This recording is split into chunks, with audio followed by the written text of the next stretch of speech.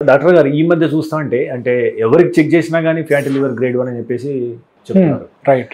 యాక్చువల్గా fatty liver అంటే చూస్తా అంటే దేశంలో సగం మంది ఫ్యాటీ లివర్ గ్రేడ్ 1 ఉన్నదా అన్న అనుమానం కలుగుతుంది. ఎవరికైనా ఇది ఫ్యాటీ లివర్ రానున్న రోజుల్లో వచ్చే దశాబ్దంలో ఇది అతిపెద్ద సమస్యగా మారుతుందని కొంతమంది చెప్తున్నారు. అసలు ఇది సమస్యనా లేదా హైప్ చేస్తున్నామా? ఈ ఫ్యాటీ లివర్ గ్రేడ్ 1 కానీ ఫ్యాటీ లివర్ సమస్యని కానీ మీరు ఏ రకంగా చూస్తారు? బేసికలీ గ్రేడ్ 1 ఫ్యాటీ లివర్ ఇప్పుడు చాలామంది పేషెంట్స్ వస్తూ ఉంటారండి. వచ్చి మాకు గ్రేడ్ 1 ఫ్యాటీ లివరే ఉంది, ఇది కామన్ కదా, దానికి ఏం చేయాల్సిన అవసరం లేదు కదా, ఒక వేరే ప్రాబ్లం గురించి చూపెట్టుకోవడం జరుగుతుంది.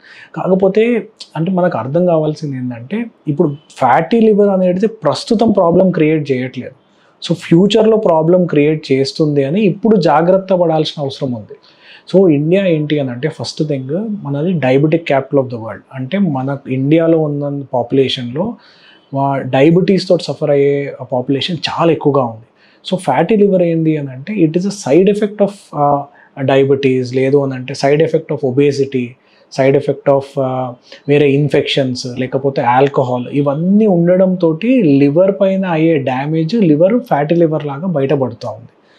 అట్లని చెప్పి ఫ్యాటీ లివర్ ఉన్నంత మాత్రాన దీన్ని ఏం చేయాల్సిన అవసరం లేదు, అందరికీ ఉంటుంది, దీన్ని మర్చిపోవచ్చు, ఇగ్నోర్ చేయొచ్చు అనేది అయితే డెఫినెట్లీ కాదు. మనం ఫ్యాటీ లివర్ని ఎంత సీరియస్గా తీసుకోవడం అనేది చాలా ఇంపార్టెంట్.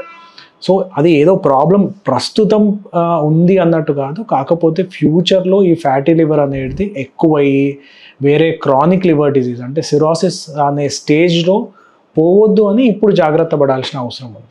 62 లక్షల మంది ప్రజల్లో మెడ్ప్లస్ బ్రాండ్ మెడిసిన్స్ కి మారడం వలన 915 కోట్ల రూపాయలు సేవ్ చేసుకున్నారు. అదే మెడిసిన్స్ అదే క్వాలిటీతో 50 to 80% డిస్కౌంట్లు.